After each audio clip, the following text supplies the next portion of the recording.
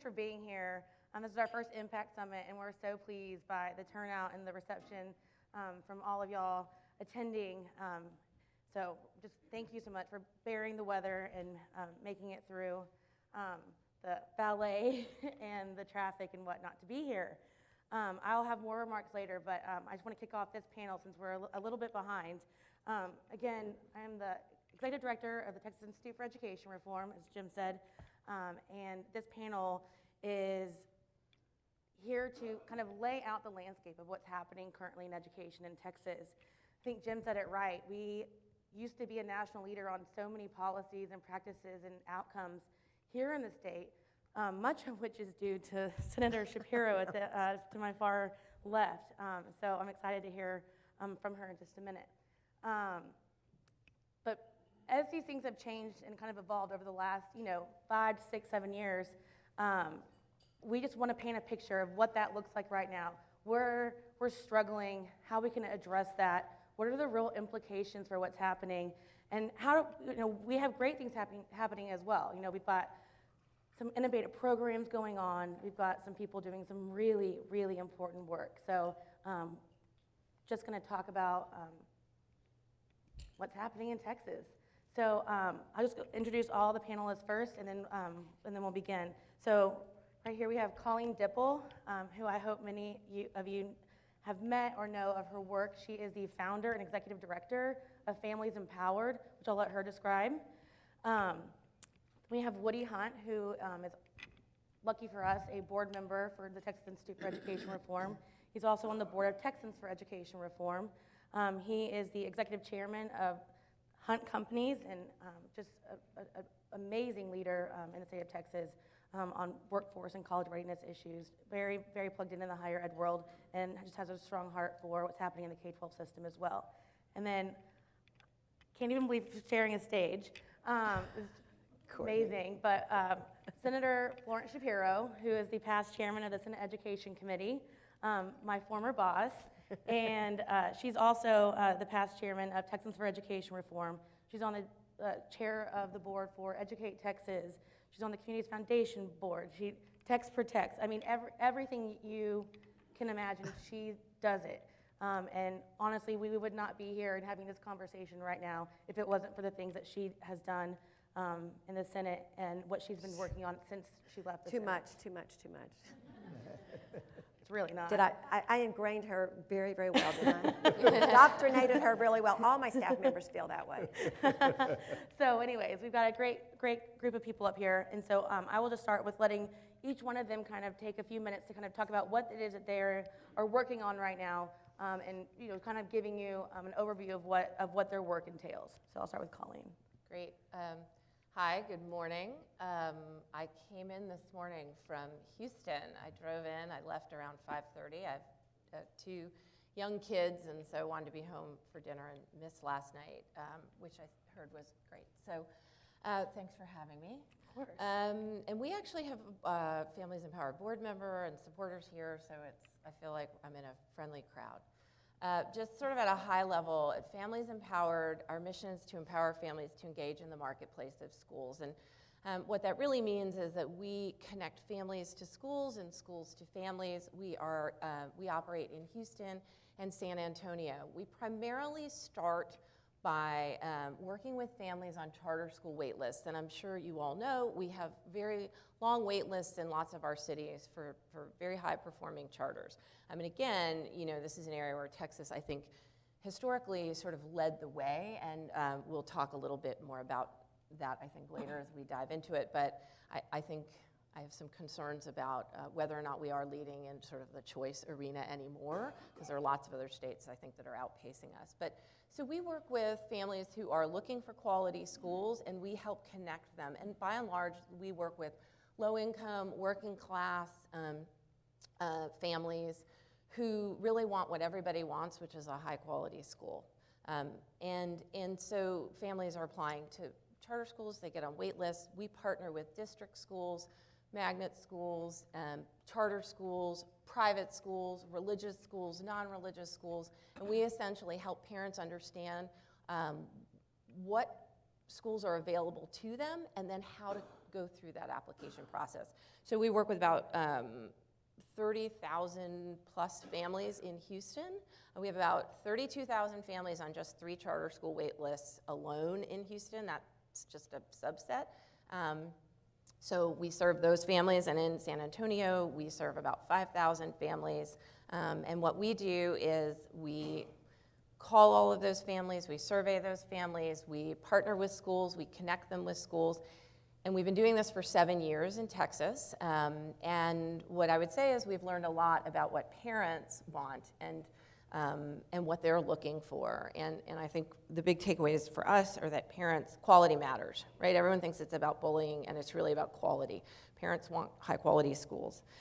They want choice, they want diversity. They know that their kids are individuals, and that their kid, one size fits all doesn't sort of work for their, we have choice in every aspect of our life. They want choice. And then lastly, what we've learned that they don't care about, like they actually don't really care about who's providing the school, right? So this idea that, parents only want a certain kind of school. So in both cities, over 65% of our parents are open to a private school or religious school, right? Governance is sort of irrelevant to families. What matters to them is that the school is high quality, engages with them, and that they know their kids are getting a great education. Awesome. So I'll stop there. And That's great. Yeah. Woody? Thank you, Courtney. Thank you for being here today. My most recent task in the education field was to chair the Higher Education Coordinating Board's Strategic Planning Committee to develop the new plan for the state, for a higher education plan for 2015 to 2030. Which is 60 by 30 Texas, which replaces Closing the Gaps that had been adopted in 2000. It's a fundamentally totally different plan than Closing the Gaps, in the sense that it really focuses on the challenge we have as a state in terms of the competitiveness of our workforce in terms of post-secondary credentials. And our workforce today, in terms of when we compete against when we look at other states that we compete with or other countries that we compete with, we have educational attainment essentially flat over a 40-year workforce time from age 25 to 65. Our competitor states and countries essentially have a different, each succeeding decade, and the workforce is better educated. So in an absolute sense, we're flat, but in a relative sense, the old part of the workforce, the ones that's leaving the workforce, we're somewhere between 3 and 5 in the world in terms of post-secondary attainment. The younger decade, our 25 to 34-year-olds, are now 25th. And so that's why our 60 by 30 plan is to, by 2030, have 60% of our 25 to 34-year-olds with some type of post-secondary attainment, certificate, associate degree, or higher. And why that really matters, it really matters in the sense of the prosperity of the state, our quality of life, and our income levels. The correlation between income and post-secondary attainment is 80% and getting higher. And when you look at our state today, we're in the lower quartile in terms of, compared against all the other states in terms of post-secondary attainment. We're a little bit below Kentucky, South Carolina, Tennessee, a little bit above Alabama, Louisiana, Oklahoma, New Mexico. Probably not where we would like to be if we perceive ourselves as the 12th, which we are, the 12th largest economy, and prepared to compete around a large or wide range of industries and with a lot of technology-based industries. So that's where we are in terms of educational attainment. 80% or greater relationship to post-secondary attainment in terms of incomes. The one thing that's kept us from facing this reality has been our natural resources. And Alaska and Wyoming are 2 other states that are also in that lower quartile in terms of educational attainment, but not in terms of income. But when you look back to 1985, the last time we had an oil bust, our incomes, our median family incomes as a percentage of the national averages dropped from about 98% to 89% within 5 years. And then we recovered back to 98%, although we should be in the mid-80s based on educational attainment. The data's too new to see what this last oil bust will do, but I would argue, at least in a risk-adjusted business strategy for the state, a highly qualified workforce, competitive workforce, terms of post-secondary attainment is the right strategy as opposed to depending on the price of a world commodity. The other mega trend that's overlaps this, there's a couple of mega trends, and I'll be very brief on this. Those that are leaving the workforce today, when they arrived in the early to mid-'70s, only 28% of the jobs required post-secondary attainment. The best data that we have today, by 2020, 65% of the new jobs will require a post-secondary degree. So we've got that taking place, and at the same time, we have a special challenge because of our demographics in the state. So when you decompose, or when you look at the workforce in 2015, at the 25 to 34-year-olds, 43% of that population were Hispanic, 39% were Anglo in 2015. By 2030, that same age group, and remember, that's our target to be at 60% in that age cohort by 2030. The Hispanic will have increased from 43 to 52%. The Anglo will have declined from 39 to 29%. So we have an absolute 10% decline. I mean, the Anglo population in that age group will be smaller in 2030 than it was in 2015. Hispanic cohort will have increased by 41% on an absolute basis. So, and yet when you go look at the pipeline data, which we have very good data on, of 8th graders in 2004, giving them to 2015 to get any kind of post-secondary attainment, the Hispanic number is 13.2%, the Anglo number is 28.7%. So on a ratio, that's 46%. So we're graduating into post-secondary attainment 11 years after 8th grade. I'm giving 4 years to get through high school, another 7 years to get any kind of post-secondary attainment certificate or above.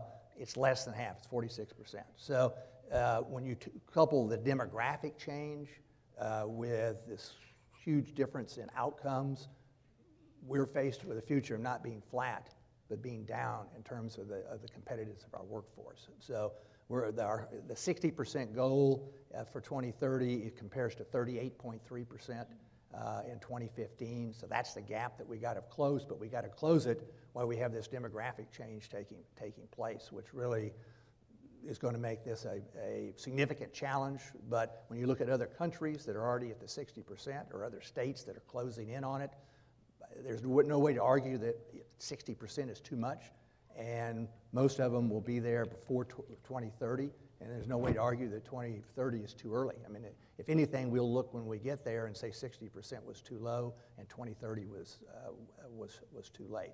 So I'll close with this, that to try to understand our special dilemma here, every ethnic and racial group in the state is better educated today than they were yesterday, and will be better educated tomorrow than they are today. But the demographic rate of change is moving faster than our educational improvement. And so if you look at it at a weighted average, because our population is looking different every year, the weighted average of our educational attainment of our workforce is going to be going down. That translates into less income, as I said earlier, which will give us fewer resources to change the outcome. So that's the challenge we've got. Hopefully that sets the stage for a discussion, because K through 12, in my view, in terms of having post-secondary readiness coming out of our K through 12, is the issue. It is the problem. I mean, we will not solve this in higher education if we don't have post-secondary readiness at a much higher percentage of our K through 12 graduates. So, thank you. Thank you.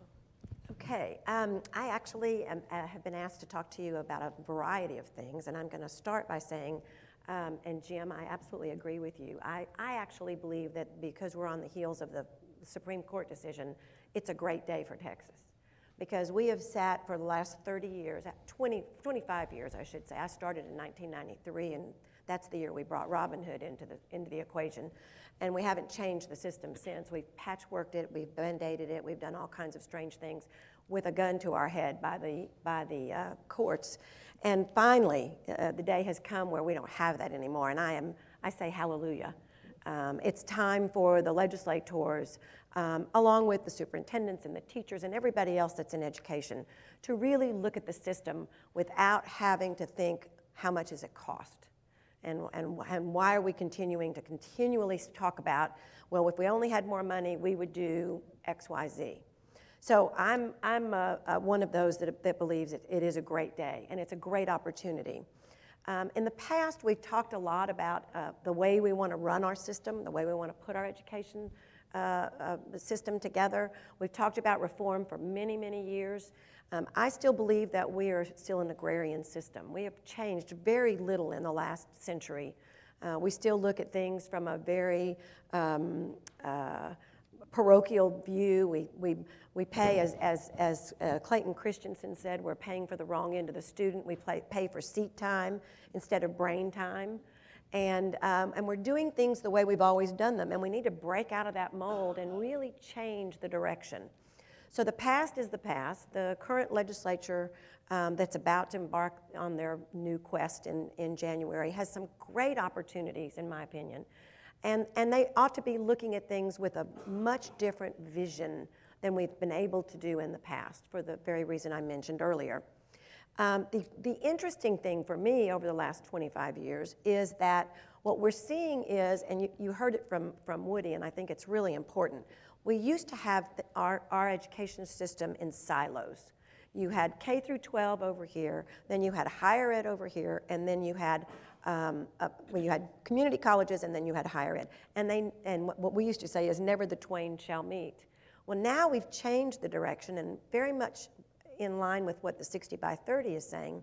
We've got a lot of programs that do this as well, and the business community is finally engaged. Industry is finally engaged. We're finally seeing that we have no more silos, but working together. And it's very evident by the three gentlemen that are running the three major agencies that are so important to our workforce and to our education system and to our citizenry. And that's, of course, our K-12, and you'll hear from Mike Morath, Raymond Paredes in higher ed, and Alcantar, excuse me, I'm so sorry. Andreas Alcantar, I was going to say Andreas, but Andreas Alcantar, who is with Workforce. And they are working diligently together to make sure that it's a seamless system. And it's great. I mean, it really is the future. The business community has said to us for so many years, you're just not producing the students we need. Well, tell us what you need. We haven't had anybody at the table telling us what they need. Today, it's much different, and they are telling us what they need. So now K-12, higher ed, through community colleges and our four-year institutions, can truly produce the product that Woody is describing, that we need. And we know what our target is.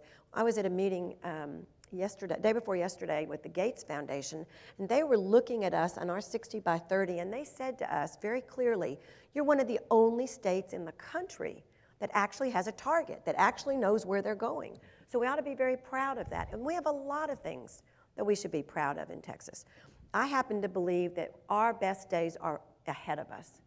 And if we truly put in place great teachers, a great teacher in every classroom, that's just not some great teachers, but a great teacher in every classroom. We know a good teacher in a classroom can raise a student's grades by 2 grades, can bring a student forward by 2 grades just by a quality teacher in the classroom. So teacher quality and teacher training and teacher preparation is absolutely imperative. We also know that we need a successful pre-K program. No one believes that early childhood is no longer important in the K-12 system. It's pre-K-12 now. And if you don't have a good start in pre-K, you can forget it by the 3rd grade. We know that. We see the data. We see the statistics, and they prove this out. And we are more data-driven in the state of Texas, by the way, than we ever were before. The other thing that I think is so important is how do we get our students really looking forward at being college and career ready? And it's important to say career ready because not every student is going to college. We can have that as an aspiration and a goal, and I believe it should be, but they're not all going to go there. So we do have to have college and career readiness. But our standards right now are really pretty low. The last time a student takes a test in the system in Texas is in the 9th grade. 9th grade. We know for a fact that English 3 and Algebra 2 prove over and over again, data proves that those 2 courses, if you take those 2 courses, you will be better prepared for college and career. Yet we now have English 1 and Algebra 2 as our final resting place for many of our students. That doesn't make any sense. Fortunately, a lot of districts have decided to go above that and said, well, that's the base and we'll do better. And I hope they'll all do that eventually, because we know what that means. That means they're prepared for the future. And without that, we're in desperate need. And the other thing that I think is going to be a really big issue this session, and no one knows better than Colleen with all of her thousands of parents that are clamoring for charter schools, but I think school choice and a lot of options, I think that's really essential. We can no longer be the little red schoolhouse, which is what we did in the 1900s in an agrarian system. We're very different. We have online learning, we have early colleges. Oh, the amazing early college system that we've got in this state is phenomenal. What goes on down in the valley in early college, Dallas is finally opening up 8 new early colleges. I went to El Paso. Woody ought to be so thrilled with what's going on in El Paso. Amazing what they're doing in early college in El Paso. And we need to take these programs that are working, and there are many of them, and elevate them and lift them up and let our citizens all over the state see what all these communities are doing to meet the needs of their students and try to emulate those. I think it's just so essential. So I'm not gloom and doom. I'm optimistic. I think with great minds and people like you in the audience who care deeply about students, all students, and I'd say it again, all students in the system. We've got over 5.5 million students in Texas, and we need to be doing things for each and every one of them to make sure that they get the very best quality education that there is available today in this country. Thank you. Thank you, that was great. I just want to piggyback on one thing that you mentioned about the Algebra 2 not being tested, and the whole saying, if you measure it or you test it, or if you measure it, it'll become a priority. We've removed Algebra 2 from our accountability and assessment system. There are now schools who don't even offer Algebra 2. I mean, crazy. that to me is just baffling. So that, I hope, just piggybacks on what you were saying. I'm going to come back to you really fast, which I think is actually a great next question. So we're talking about things that have changed in the system. How do parents determine that their school is not meeting their needs? Like, is it from accountability ratings? How does that message get to them? Yep. That's a great question. And I think you're right. We are collecting data, and that's really, really important. I think there's a big disconnect between the data we collect and what parents actually see and believe, and actually what's useful to teachers. So that's a real opportunity for improvement. So our parents largely, so it's interesting, we ask parents, so why are you applying to a charter school? Like, why are you leaving your neighborhood school, right? We all have this idea that everybody wants a school in their neighborhood. But so we ask them that, and then we ask them generally, where do you get information about schools? And I will just back up and say, a few years ago, I had someone say to me, so why would any parent go to you guys for information? Like, why would they go to you? They don't know you. And I just sort of looked at that person, and who's really quite bright, and I said, well, where else are they gonna go? Like, the districts aren't giving them information about all of their options, and they don't trust the state. Like, they don't understand. Like, people, I've got a master's degree and have worked in education, and I was a teacher, and truthfully, like, it's very hard for me to make sense of our accountability system. So what I would say is parents, first and foremost, our parents are on the Friends and Family Plan. So we're doing a lot of data collection, a lot of pushing data out, and I think it's for a lot of policy folks, and we need that information, but our parents, by and large, choose schools based on what their friends and families tell them. And quite frankly, affluent parents do that as well, right? Like, my friends send their kids to this school, therefore it's a good school, right? So trust is really important, and I think that we've got a lot of work to do in terms of building trust up with parents, right? So one, they care about quality, but the way in which they describe quality is not necessarily based on test data, because they don't really get that data and they don't understand it, and schools aren't really necessarily across the board explaining it well, and there's probably lots of reasons for that. What they care about is actually what happens in the classroom, to your point. High quality teachers matter. So they'll say there are a lot of proxies for quality, and those proxies, if anyone's a parent, know that matter, right? So we hear things like, my child doesn't get homework. My child doesn't bring books home. Like, I don't know what's going on in the school, right? My kid can't read. I've raised it with the school, and no one's calling me back. So, you know, from our perspective, there's a huge information gap, right? So we use when parents ask us about quality, we don't make that up, right? There's no reason to do that. We use sort of we say there's a state rating, and we also use children at risk data, because the A through F scheme, I think there's lots of, you could probably, pick it apart in a million different ways, but it just makes sense so that people know what an A is, they know what a B is, they know what a C is. And look, wonky intellectual folks can go on and on about the weights in that, but the reality is, for a parent, a B means something, a C means something. So what I hope is that when we roll out our state system, it actually has some teeth, and it's meaningful, and that we aren't afraid of the backlash that will happen when a school that has been exemplary is now actually a B or a C, and because it will come, and I hope everybody is ready for that. So, I mean, to answer your question, parents really trust people in their communities, and they trust who they know. And here's the thing, they're not getting it wrong. They're not dumb, right? Like, they're not getting it wrong. I mean, we have, you talk about a supply chain, we have so much demand, and I'm not sure we have the capacity. We have no clear strategy to increase our supply chain of quality schools without some of these real important innovations, like rethinking seat time, really improving governance, and I actually think allowing for all kinds of models. So parents are by and large leaving failing schools. I live in the Woodlands. We don't have lots of families from the Woodlands, although we do more and more. We have lots of families who are zoned to schools that lots of people would never send their kids or grandkids to. So they're getting it, but they don't generally say, oh, my school has this rating, I want to leave. It's related to leadership and teaching. That's interesting. No, I think one of the critical issues that I personally, and I hope Tier will really hone in on, is, from an advocacy standpoint or from a policy implementation standpoint, we really do a poor job. I mean, not just us, but like the whole world, with messaging to parents and connecting with parents, and who's on the ground. And so that's something I really think we need to spend a lot of time working on.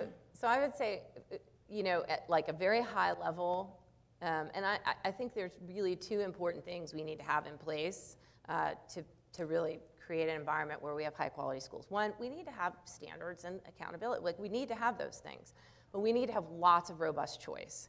And they're very interrelated, right? So I think that for 20 years in education reform, we've spent a lot of time on standards and testing, and we have not spent any real time in the grassroots, and that's been largely decided by lots of privileged folks with access to other privileged folks. And I think we have missed an opportunity to build allies of the people who are most sort of disaffected by our system, and they want to be allies, right? Because it's their kids. They actually care more about their kids than any of us do. So, I think that there's messaging, but then there's just sort of like talking to them, listening to them. I mean, we call parents and often hear from them. What we'll hear is, you're the first person who's called me in 4 years. Their principal hasn't called them. The charter school that they're on a wait list for has not called them. So they're in a black box, and their children are precious to them, regardless of their income. And nobody is engaging with them. I mean, so we serve parents, we connect them to schools, but we're also starting to organize them. And, and they want choice. And that's the issue that they're very committed to. And I think you're seeing lots of other states are engaging in parent organizing and parent education. Families for Excellent Schools is doing this in New York. There's work in all kinds of other states where folks are realizing none of these reforms are sustainable if the community that has to live with the reforms they don't buy it. Right? We've started an organization, and Woody knows about it, but the Commit organization in Dallas, which I serve on the board. And one of the things that our focus is collective impact, bringing together all the stakeholders, making sure that parents' voices and the community's voices in all different arenas are brought together to make sure that the parents of all the students are notified and understand what are the ramifications of what goes on in your school. Here's some data, here's some information. Be a part of the decision making rather than just letting someone else take care of it. Woody's got a great organization in El Paso, CREED, which is exactly a collective impact. We've got one that's starting hopefully the commit like in Houston with Early Matters. We're talking about what's going on in Fort Worth. We'd really like to start these collective impacts all over the state in 8 or 9 different regions. The Valley has a collective impact. These are parents and stakeholders that have gotten together and said, what's in the best interest of our students in our region of the state? And it's really viable and it's really important.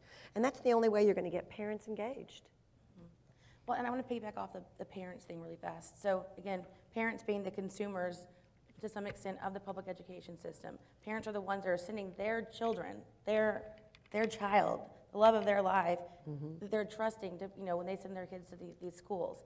And while we want to hear parent voices and we want them to be active and involved and engaged in the education policy conversation, so far at the state level we only have one really strong parent group.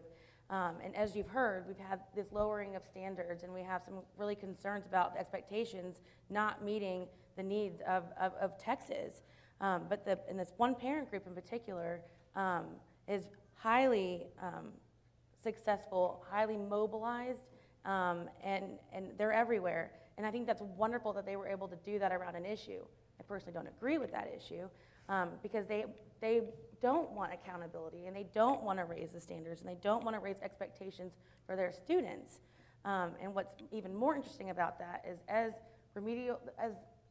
Texas students graduate college, high school, and go to college, more and more and more are in need of remedial and developmental education.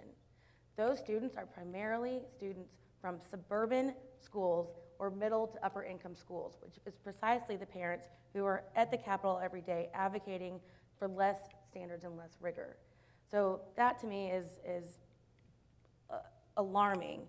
How do we get parents who or maybe your parents, or in the collective impact world, how do we get those at the table? How do we bring those in?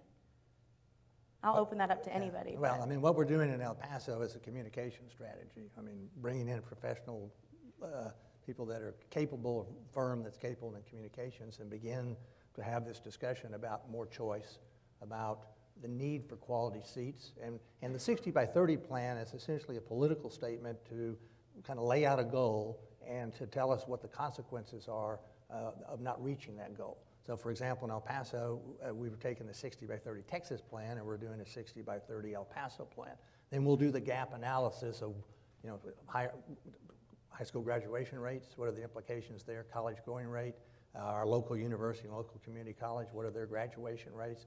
And the big delta, as I mentioned earlier, is the college-ready, post-secondary ready students that are graduating in the K through 12, which is around 20% today in the state and in El Paso, needs to be closer to 60%. So what interventions need to take place in our K through 12 system to create a significant improvement in high-quality seats? Choice, parent involvement and choice to help drive that type of change, hold school boards accountable, but also introduce, either within the school districts or outside the school districts, more choice, more competition, if you want to say. It seems to be the path it's going, and this could end up being more of a bottoms up than a top down, because I think our communities, as they hopefully connect between the competitiveness of their workforce and their income levels, are going to realize this is a necessity. If we want to be a competitive community with a high quality of life, we have to have a competitive workforce. There's no other way out of this, and they begin to force the changes that are necessary. But it will ultimately, in my view, get back to post-secondary readiness, because the data there, as far as being able to, those that need remediation, their ultimate graduation rate or success rates are far short of the target that we need for our workforce. Can I give you a quick statistic, because it's pretty amazing. We're very proud these days of graduation rates in Texas. Everybody keeps priding themselves on the fact that now they've got 85%, 90%. That seems to be the target, and everybody's very proud. If you look under the hood, less than 20% are college or career ready. But we're touting our graduation rates. We think that's just terrific. That doesn't get you anywhere. It doesn't get you anywhere. You got to go under the hood and look at the real nuts and bolts of what the problem is. And we are not graduating students that are prepared for college, nor are we graduating students prepared for the workforce yet. So we've had some mention about, you mentioned it first about, having an excellent teacher in every classroom is critically important. And that you were saying that parents, that's one of the indicators to them about their satisfaction with their school. You have a lot of experience, Senator Shapiro, in trying to do some really pivotal policies and pieces of legislation on these teacher quality issues to make sure that every classroom has that. Can you talk about your experience a little bit with that? Not good. Really fast. So now, most states, all but 8 states, now have some sort of student growth metric in their evaluation system. The very first piece of legislation that ever existed to do that was Senator Shapiro, and yet we're one of the 8 states that don't have it. We are falling very short in that regard, and we have for a long time. And it's not because of nobody wanting to change it, because we've had many bills, not just mine but others, that have tried to make impact.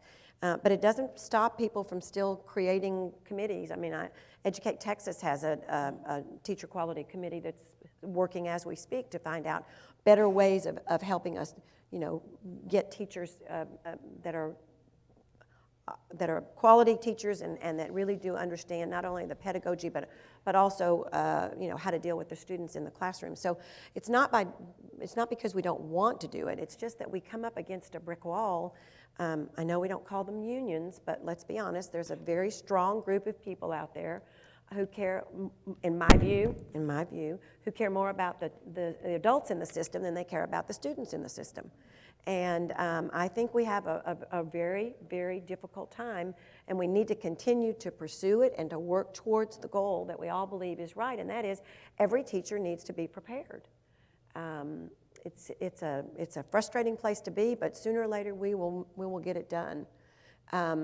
I hope that you'll ask Commissioner Morath about this, because he advocates even stronger than I do for quality teachers in the classroom. And he comes from an environment at the Dallas Independent School District where the former superintendent was probably asked to leave based on one of many reasons, but asked to leave because of the very strong teacher quality component, teacher performance component that he put in place, which still is in place in Dallas, and hopefully will be a model for what the state will do under Commissioner Morath, who I think is just phenomenal. Well, I was lucky enough to teach in Dallas ISD, so in the previous model when they still had the value added metric there, and I thought it was great. But I did want to point out that you yourself are a former teacher. I am. I'm a former teacher, you're a former teacher, and so I think a lot of times this education reform world gets branded a lot as, not being in, experience in the classroom. We don't know what's happening in schools. Well, we do, so I just wanted to throw that out there. I'm going to wrap up with one more question that I'm going to pitch to each one of you. If you had one thing that you could say to the legislature going to this next session, what would be the one request or the one directive or the one piece of advice for them?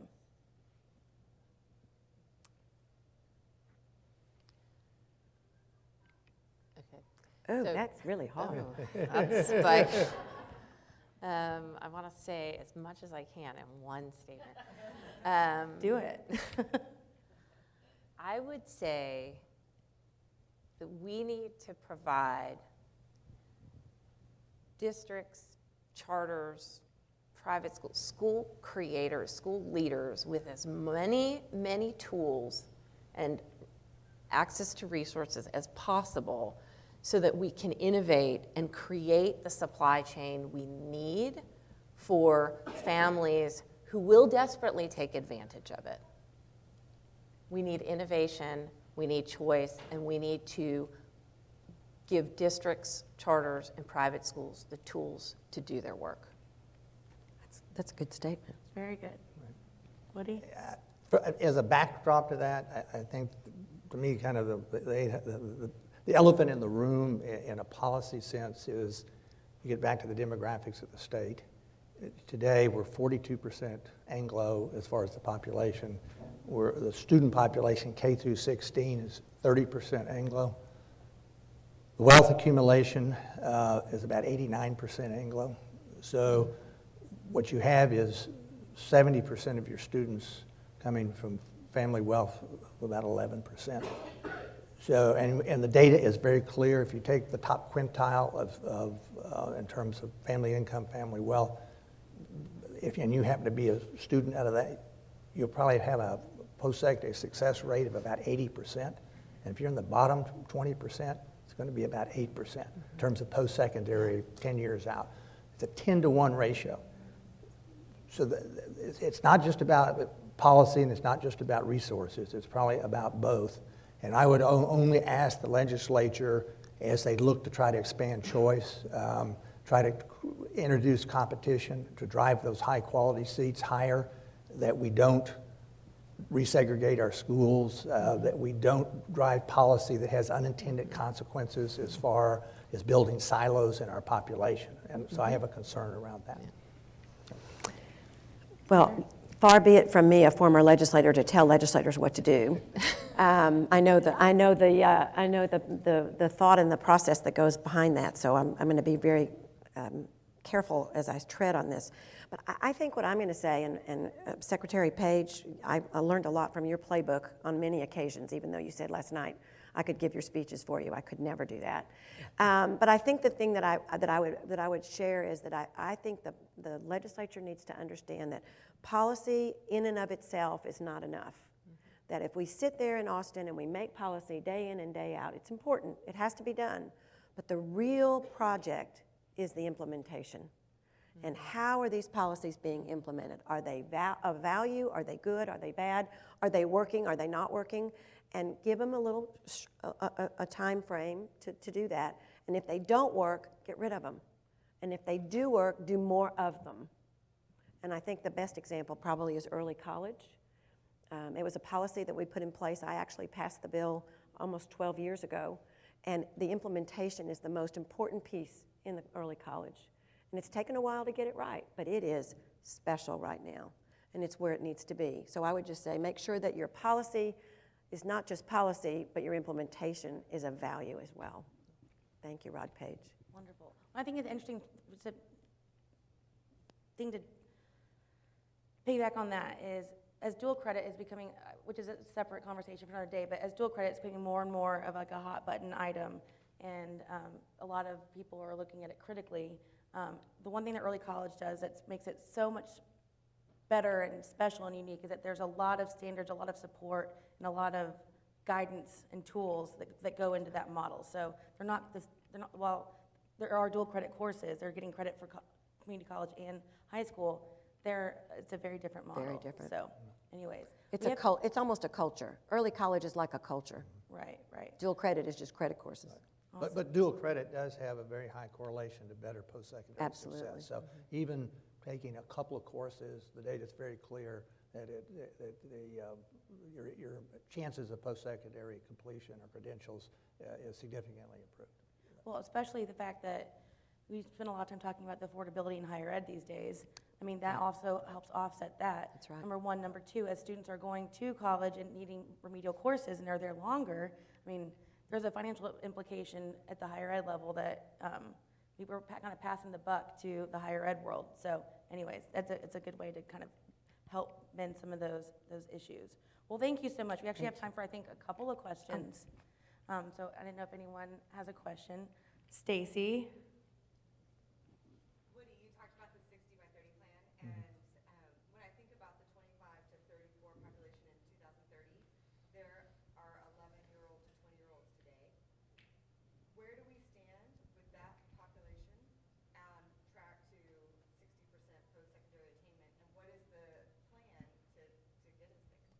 Well, I mean, the compounding rate that you need to get from the 38.3 to the 60 over the time frame is about 1.3% per year improvement, productivity improvement. The 60 by 30 plan does have, the goal number 2 is the supply chain there, which means to increase from the number of degrees we have now and certificates, which is a little less than 300,000 to 550,000 by then. It breaks it down by gender, ethnicity, economically advantaged, disadvantaged. So each subcategory has its own goal, but it's a higher education plan, and so as I've said several times, the real challenge in my view is that 11-year-old, how are they in a high quality seat in a K through 12 in this state so that they'll be post-secondary ready when they graduate. And as Florence said, and I said earlier, that number today is around 20%. You can't get from 20% post-secondary readiness to a 60% workforce post-secondary credential. So that gap is what we need intervention on. The supply chain is broken in the K through 12 system. So. Great question. Any more questions? There's been a lot of talk about the K through 12 system. I know we just did a lot of reforms into our pre-K system. Is it too early, and you guys have better access to data, to talk about expansion to full day pre-K? Are we seeing results that would indicate, growth, especially in the reading gaps that we see in the third, when they get to third grade, we start testing them? Is it? I mean, I know it's Too early. just got put in. Too early. It's too early. I think you need at least 2 more years. I think a 4-year view of what took place in pre-K would be reasonable. I don't think anything less than that. There are a lot of experts in here, Lori, or anybody, Rick. I mean, somebody that's much more expert at that than me. But you have to do a lot. You have to do a lot of data in order to make change, and you wouldn't want to do it. You wouldn't want to shortchange it. But My opinion. There are similar programs that they put into place that there are grant programs that were modeled similarly as Right. House Bill 4 that have been in the past that have shown positive results. So I think we do know that that model works very well. So I would be hopeful that the data that we do get eventually will be similar. One more. Yes. Hi. So on the teacher pipeline question, one of the things that I'm often challenged by is that young men and women coming out of college want to, in many cases, be entrepreneurs.